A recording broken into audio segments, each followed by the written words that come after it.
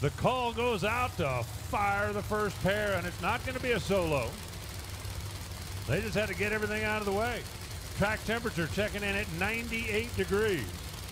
Temperature down a little bit, 81 right now, 1072. The standard correction. Density altitude, 3,010 feet. Water drains up a little bit at 91.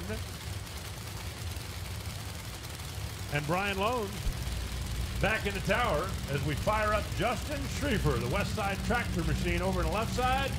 And for Rock Batteries, here comes Bodie, as he's known, John Smith.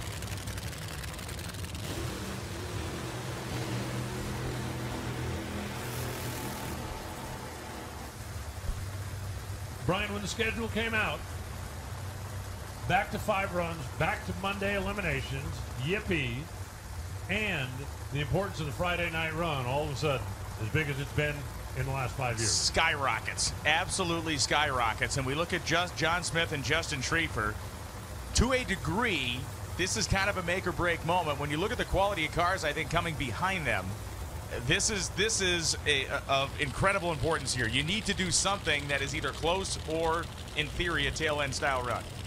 Well, when we come out here on Saturday and Sunday, we expect it to be a little bit warmer. The track temperature certainly is not going to be 98 degrees. No. And somebody's going to be out here in the final qualifying session trying desperately to figure out a hot racetrack to get in the field. You can take all that pressure off right here. Absolutely you can. And we look at John Smith and Justin Schriefer, the Smith family.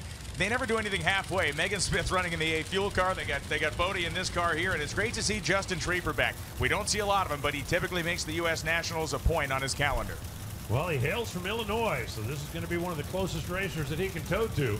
Hey, you can tell all your friends until the end of time, yeah, I got a nitro funny car in the garage, but sooner or later, you got to drag it out and show them. They are up first simply because they don't have points. That's the way we line up the qualifying order. Those with the most, like Matt and Robert, they'll be up a little later on.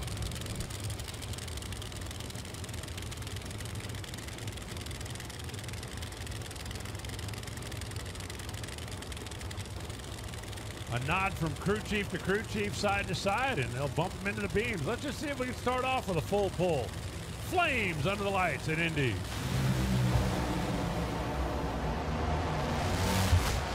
Real close to the wall down there, and a 413 at 283 miles an hour. 444 comes up for John Smith. Justin jumped the gun a little bit with the red light, but those don't count in qualifying, so we won't hold that against him. But a 413, 283, I think he keeps that in the middle of the lane. It's going to go a whole lot quicker than that. I think you're right. I think really, if we look at some of the early numbers, I think that car is heading for a 10 or even a high O number when you look at some of the front half stuff. But either way, I'm not sure they're going to be too disappointed. A 413, 283 out where the Angels fear to tread was a nice rip there for Schriefer.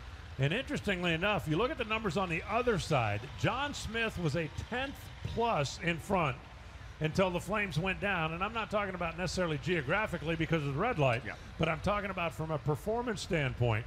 At the 330 mark, John Smith was 800ths quicker. At the 8th mile, they were about the same, but John was 50 miles an hour down, and that tells you right there he had already taken his foot off of that loud pedal. Yeah, things escalate or de-escalate very quickly in these cars, and when it's going good, it goes better, and when it's going bad, it goes worse.